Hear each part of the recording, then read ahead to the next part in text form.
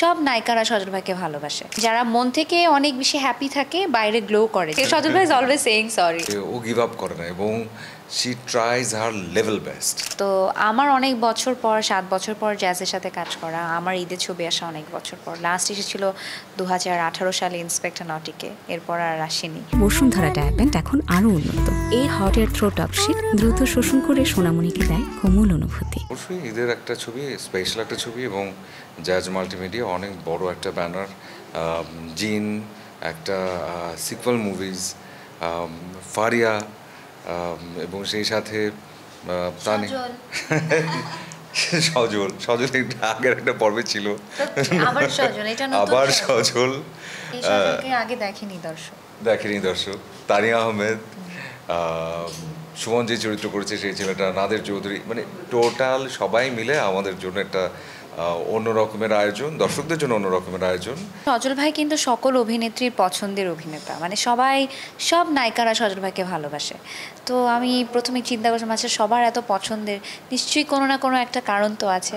Then I realise why everybody loves him, because উনি খুবই হাসি খুশি মানুষ, এবং এই জন্য হাসি খুশি দিকে কিন্তু ওনার চেহারা বোঝা যায় না, কিন্তু ছোট ছোট লাগে দেখতে, because is very happy inside. এবং আমি সবসময় এটা বলি, যারা মন থেকে অনেক বেশি হ্যাপি থাকে, বাইরে গ্লো করে জিনিসটা। So working with him was a very pleasant experience. Accident খালি ব্যথা দিত, এটা হচ্ছে সবচেয়ে মজার, মানে কিছু একটা 19-20 আমি খালি ব্যথা পাইতাম, সজল ভাই ব্যথা লাগে, সজল ভাই কি দেখো, মানে this was our chemistry on set. And sorry Sajal ভাই ইজ অলওয়েজ সেইং সরি।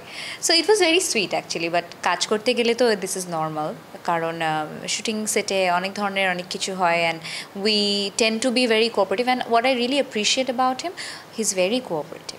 জানি না, আমার কাছে জেনুইনলি যেটা ওর ভিতর ভালো লেগেছে সেটা হচ্ছে ও ভীষণ প্যাশনেট, ভীষণ ডেডিকেটেড, এবং ও গিভ আপ করে না।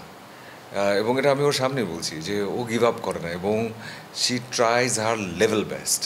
এবং এইটা দেখে না আমি নিজেই অনেক বেশি এবার ইন্সপায়ার্ড, এবং আমি ওকে নিজেকে বলছিলাম যে Faria, I like your this one. এবং আমার আবার একটা বাজে জিনিস হচ্ছে যে আমার যে জিনিসটা ভালো লাগে আমি বারবার বলতে থাকি, খারাপ লাগলেও বলতে থাকি, ভালো লাগলেও বলতে থাকি। আমাদের কেমিস্ট্রিটা বেশি ভালো তো তাই। এবং কীভাবে আরও কিছু জিনিস বলেই ফেলি, সেটা হচ্ছে আমরা আসলে একজন আরেকজনকে কো-আর্টিস্ট হিসেবে আসলে কী পরিমাণ রেসপেক্ট এবং পছন্দ করি, এই জায়গাটাও আমরা একটা সিন করার সময় গিয়ে টের পেয়েছিলাম। একটা সিন ছিল যেখানে গাছের একটা বড় অংশ গায়ের উপর এসে পড়বে, সেটা আসলে ছেলেটারই গায়ের উপর এসে পড়ার কথা। এবং ফারিয়া যেমন আগে নোটিস করছিল যে সজল ভাই এর চাইতে বেশি গেলে কিন্তু আসলে লেগে যেতে পারে, হ্যাঁ। এবং আমি তখন ওকে বলছিলাম না, নো ম্যাটার হোয়াট, যাবো, হ্যাঁ।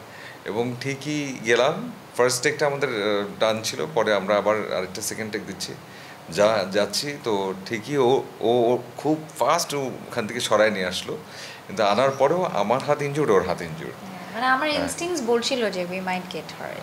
এবং হয় না যে কি হয় যে একজন কো-আর্টিস্ট কতটা আরেকজন কো-আর্টিস্টের ব্যাপারে সেন্সিটিভ, এবং কতটা আসলে কেয়ারিং, যে আসলে সে চায় যে সিন থেকে শুরু করে সব কিছু তার ভালো থাকুক।